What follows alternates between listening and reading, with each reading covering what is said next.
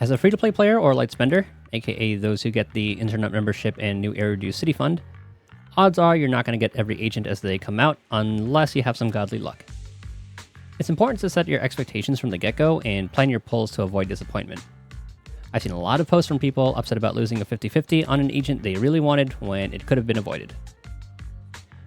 If you're just getting into the game, there should be a decent chunk of polychrome to get through things like the story's easy and hard modes, Hollow Zero, Shiyu, and other things like the various achievements. I don't have the exact numbers since some of the events are gone, but I want to say it should be enough to guarantee whoever the limited agent is at the time, even if you lose the 50-50. Hopefully someone can chime in if I'm wrong, and if you're new, let me know what your experience was down below. Something to keep in mind though, there were a couple roadblocks when I was going through the story. I remember having to pause the story to raise my internet level through spending energy since I was out of commissions. You'll be cutting it close though if you started playing near the end of someone's banner. Assuming you are caught up with the story, each patch gives enough polychrome to pull an S rank and some change. Roughly 90 to 100-ish pulls. It takes most people between 77 and 83 pulls before pulling an S rank, and that's not taking into account losing the 50-50. Since there are 2 banners per patch, that's enough to go to the 50-50 on one of those banners. So, with all that information, if you really want an agent like Flawless Miyabi Wanters for instance, you're looking at saving 160 pulls to guarantee them. If you want to play it safe, you're going to have to skip a patch to guarantee someone. And if you want their W engine, you're going to have to save even more. And that leads into what I do. I'm going to have to know who's coming along before deciding who I want to pull for. I try to follow both unofficial and unofficial sources to get information about upcoming agents. And the further out the agents are, the more I take that information with a grain of salt. I solidify my plans once the drip marketing comes out about 2 to 3 days before a patch drops, and further solidify them when information from their beta comes out. That probably sounded a little confusing, so here's an example. The 1.3 agents Yanagi and Lighter were drip marketed about 2 days before 1.2 dropped.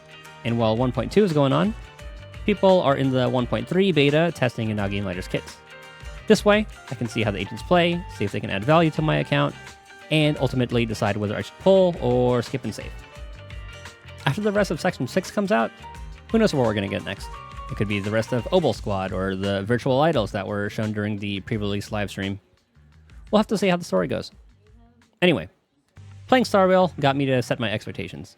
Like I mentioned, if there's an agent I really want, I'm either gonna try to have 160 pulls by the time they come out, or stockpile 160 pulls while spending the excess on anyone that interests me along the way. As of recording this, I have about 239 pulls in the bank. That leaves me 79 pulls to spend on anyone and still guarantee Miyabi when she eventually comes around. I'll have enough to either go to the 50-50 at some point during Bernice's run, or go all the way and end up skipping 1.3 to build the Miyabi fund again. If I win Bernice's 50-50, I'll spend everything above 160 on Yanagi and go for her 50-50. If I get both, great. If I lose Yanagi, I can have Bernice on my Jane team and save the guarantee for Miyabi or even Lighter, and get Yanagi in the rerun. In the meantime, my Juyuin, Xingyi, Nicole, and Jane, Seth, Lucy teams work just fine. And to touch on W engines, if I really want an agent's W engine, I'll save even more, like I said earlier. Though, I prefer having more agents at first to build my roster. I can work with A-rank W engines in the meantime. I haven't even pulled a limited W engine since launch, and I've full cleared the past, 3 or 4 Shiyu critical resets? Or whenever I got my Juyuin and Soldier 11 teams built up before getting Jane at least. Also, I wouldn't recommend spending poly on the standard banner, aka the stable channel. You're going to lose 50-50s down the road going from limited agents to the standard agents, and you'll slowly be getting standard pulls regardless. Oh, and another thing. I recommend using the residual signals you get from pulling A ranks and S ranks on limited pulls. Like the standard agents, you'll be getting the things sold in the residual signal shop through either the standard banner or losing on the limited W engine banners. To put it into perspective, the A ranks sold there are 7 pulls worth, and the W engines are 30 pulls worth. I just think it's more valuable to have more pulls for the limited banners.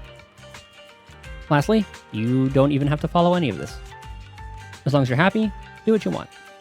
I'm just speaking from my own perspective based on playing Star Rail for a year and a half and now Zenless. I don't want you guys to end up like this dude who made a post on Reddit a while ago. This person really wanted Lycon and ended up spending more than 50 pulls worth of poly they grinded to get to the 300 selector. And I mean, great, right? They got the agent they wanted. Well, they then decided to start pulling on Caesar's banner, and guess what happened? They ended up losing to 50-50. And guess who they lost to 50-50 to? Lycon. Yep.